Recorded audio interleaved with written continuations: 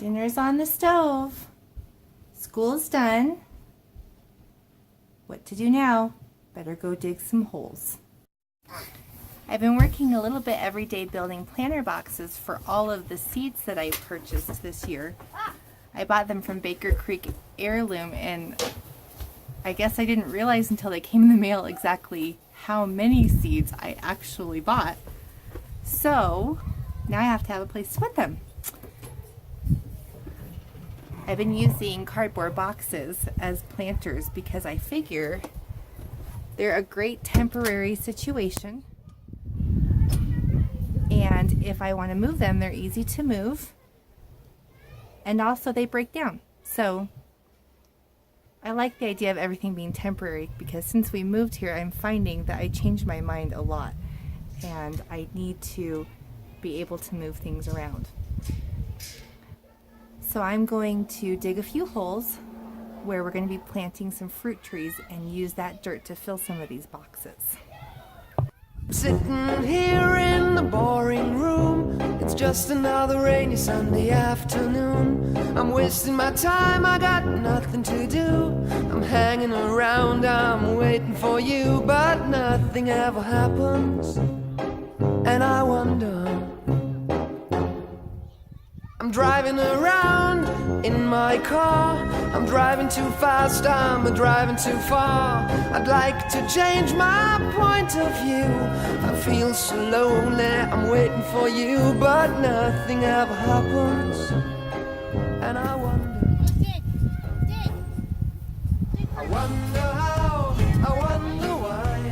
Yesterday you told me about the blue, blue sky, and all that I can see is just a yellow lemon tree.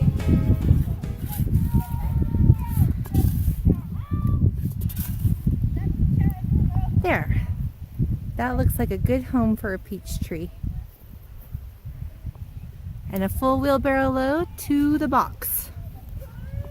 The cardboard box on the chicken run. Okay, dump some. There's too much dirt.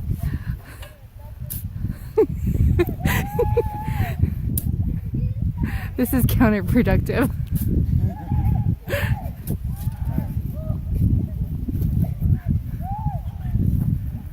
That's kind of like the way it's been here, hasn't it? 2 shovelfuls forward, 1 shovelful back. Okay, so this is not going to fill very much of that, but we have a couple trees to plant, so that'll fill a lot of it, and then some alpaca manure, and then some garden soil from the store. And eventually, this will hold our cucumbers, maybe some cabbages in the fall, some turnips. I want to do sunflowers along the fence with them, and some scarlet runner beans. So, this is how it looks before, and let's hope it's covered with beautiful greenery in a few months. What are you doing there, Rachel? We're experimenting. This is our experimental salad garden. And this happened on accident, but I think it's going to be perfect because we stacked 3 pallets high to make a raised garden so that all of the tall grasses won't overtake our garden this year. And on the very bottom, I filled it in with alpaca poop because I had a lot of it and I didn't know where to put it. And then in the middle section, we filled it in with just dirt that we dug up for where we want to plant the trees. So when we dug the holes for the trees, we took that dirt and put it in the second layer. But this dirt is really sandy and heavy, and it's as solid as a rock when it's dry. And so now we're putting a little aged manure, composted manure, on top of that and kind of mixing it up. And then we're going to put garden soil on the very top, so that saves us money because we don't have to buy as many bags of soil. It will provide a friendly growing soil for the seedlings, And then as they get down further, we'll have the nutrients from the manure. It'll be well drained because of the manure and the sand in the soil, and hopefully some minerals from the soil as well that maybe wouldn't have been in our cheap generic garden soil. I'm turning my head up and down. I'm turning, turning, turning, turning, turning around. And all that I can see is just another lemon tree. Sing da da da da da dee da da da da da da dee da da da dee dee da. I'm sitting here, I miss the power. I'd like to go out, taking a shower, but there's a heavy cloud inside my head. I feel so tired, put myself into bed. Well, nothing ever happens, and I wonder. Isolation is not good for me. You're mining? How come you're mining? Because I'm gonna grow up and I'm gonna mine in the cave. And I got 2 pieces already. What are you gonna mine for? Emeralds and diamonds and gold. Emeralds, diamonds, and gold. I'm gonna provide for the ranch. You are? Yeah. I'm gonna pay for the stage for our Dorothy and Toto play. You are? Yeah, and I'm gonna pay for the costumes. And I'm gonna provide for the ranch for all of us. That would be really helpful. And we can have some fun stuff. No, I'm kidding. Some fancy stuff? No, I'm kidding. We don't want fancy stuff because we're living on a ranch. I'm gonna pay for Britain's horse. I'm gonna pay for Aiden's cow, and I'm gonna pay for Dad's horse, and then I'm gonna pay for Britain's horse. That's very thoughtful of you. Ooh, and some halters and stuff. Yeah? Ooh, saddles. Saddles, okay. And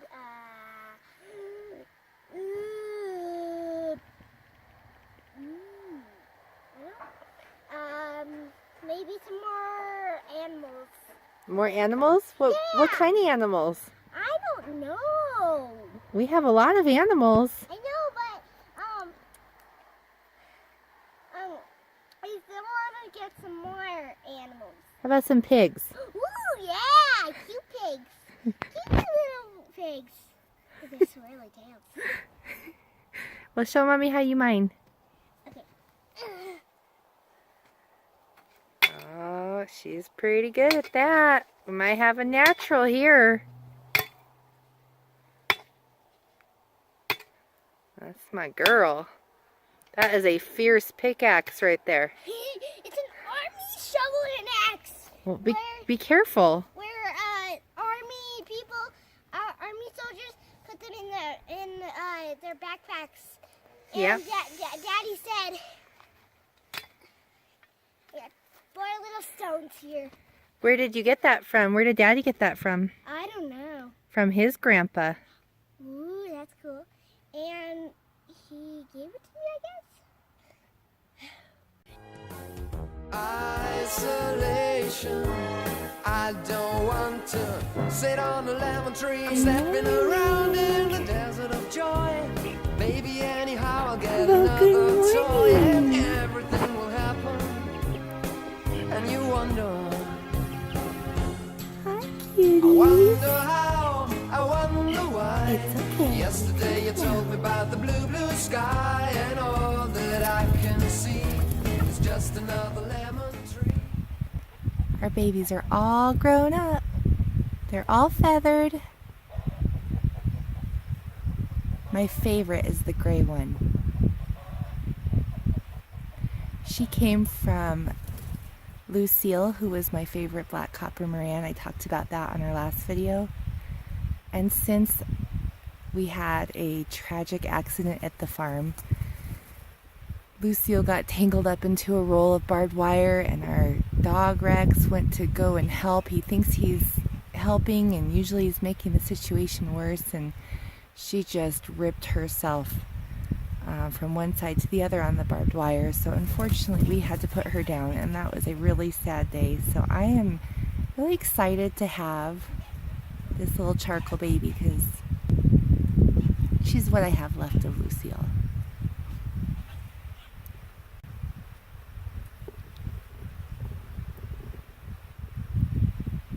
Still no idea if we have hens or roosters. I have a feeling we have some roosters. I don't think the charcoal one's a rooster based on her feathers. They're just really rounded rather than elongated. But these other two, either they're some very dominant females,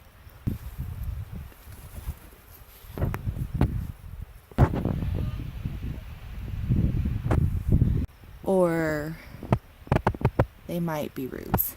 We'll find out. Not sure what we're gonna do then. Hopefully we get at least one hen out of this batch. And hopefully it's that girl right there, that charcoal one. This is what I'm talking about. Do you see that little puppy nose poking out from the side of the house? He hasn't been a threat to the chickens as far as being aggressive with them, but he won't leave them alone. He just pesters and pesters and pesters them all day until they're in such a frenzy. See, he's got Awesome all upset in there. And he just follows them everywhere and just doesn't give them a moment's peace.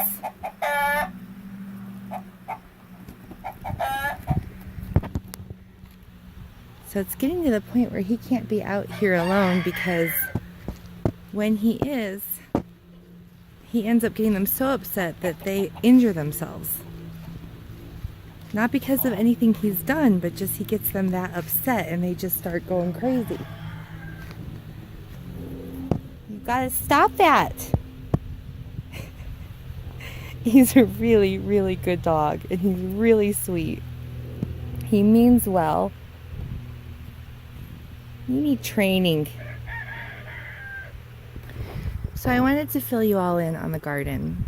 This is not obviously going to be the ranch's main garden. This is my experiment because I've never in my life grown vegetables. So because part of the vision was to produce food, I'm learning.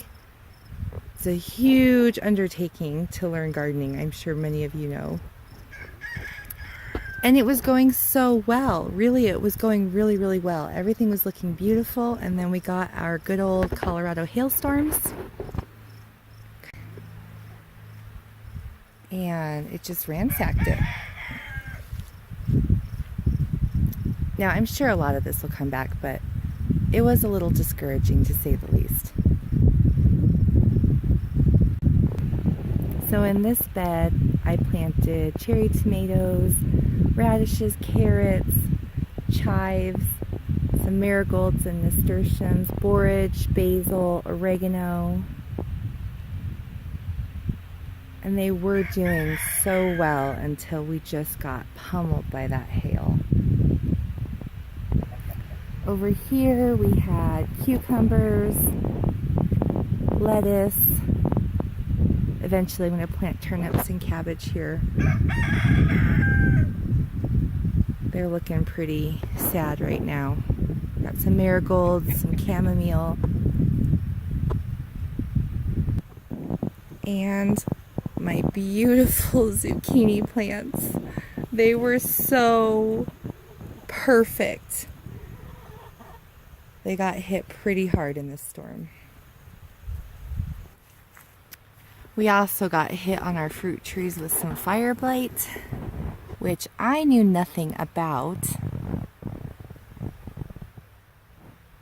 We bought all of our fruit trees for $20 at a big discount store. I won't name names. And I figured, well, it's 20 bucks. You know, what's the harm? If it doesn't make it, it won't make it. Little did I know about fire blight, and that's my fault. I should have done more research. So we're going to be battling that. This tree, oh man, this is a crabapple. And it was so beautiful. It produces large pink blooms in spring. And it really got hit hard between the hail, the fire blight, and we had these white woolly aphids. These little demon bugs that like to burrow into the bark of the tree, and they'll get all the way down into the root system and just destroy it. It was covered in ladybugs. The ladybugs were helping. None of the things that we sprayed seemed to make a difference, but the ladybugs were helping. But then, you know, it just weakened the tree and got fire blight, and so we're believing it's going to pull through because it was a lovely tree. So we would be sad to see it go. I'm turning my head up and down. I'm turning around. And all that I can see is just a yellow lemon tree. And I wonder how, I wonder why.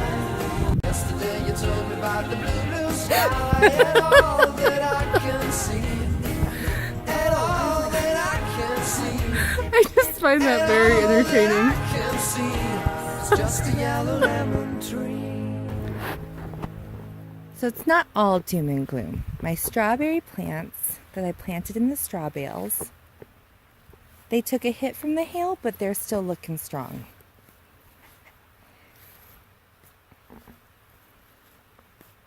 I think we're going to be fine on those this year. And I discovered through this process that I really like straw bale gardening, and I think I'm going to expand on that. I think out here in such a dry climate, this is just the way to go. It seems like less bugs get to the plants when they're lifted up this high. The bales are breaking down in the middle, which is fertilizing the plants, and it just stays moist without me having to water too much, because everything else out here needs an incredible amount of water, because not only is it dry, you also have high winds, and so the wind really causes the water to evaporate very quickly. So my fruit garden, my pumpkins got pretty ravaged, but I still think they'll pull through. It's just a few leaves that were damaged. I think they'll be okay. Our raspberries are doing fine. We've got 6 raspberry bushes. We planted them from bare root plants, and they're doing okay. I know they're gonna make it through. Another pumpkin, that one took it really hard. And then we have 2 Reliance grapevines growing in these boxes. And all of this garden that I am experimenting with was really just a way to create a perimeter around the chicken yard to keep predators from digging at the fence.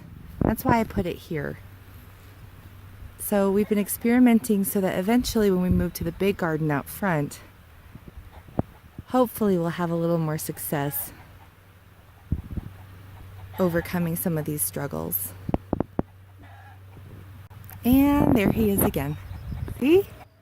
Thinks he's a rooster. He's trying to herd her back into the coop. He won't even hurt her. He just wants to bring her back where he thinks she belongs. You need to stop chasing Ethel. You are stressing her out. Stop that. Yeah, you know.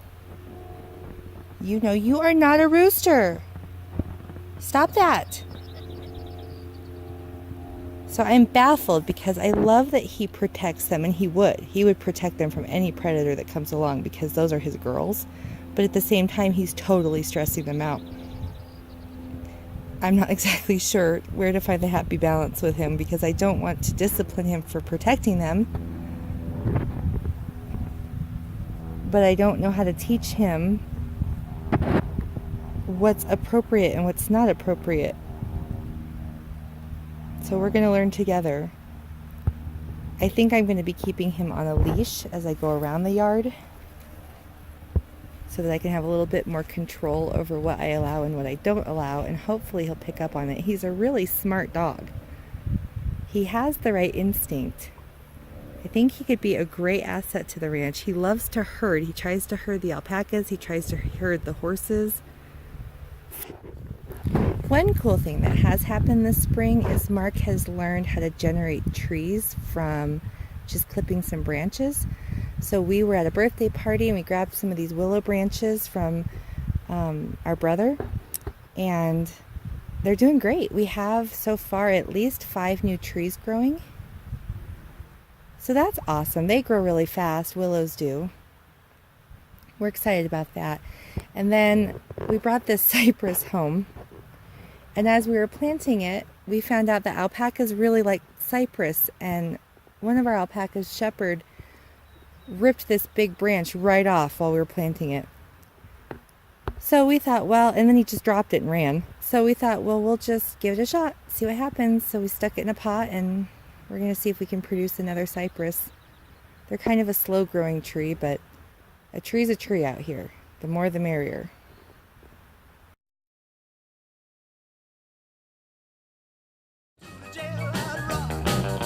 Number 46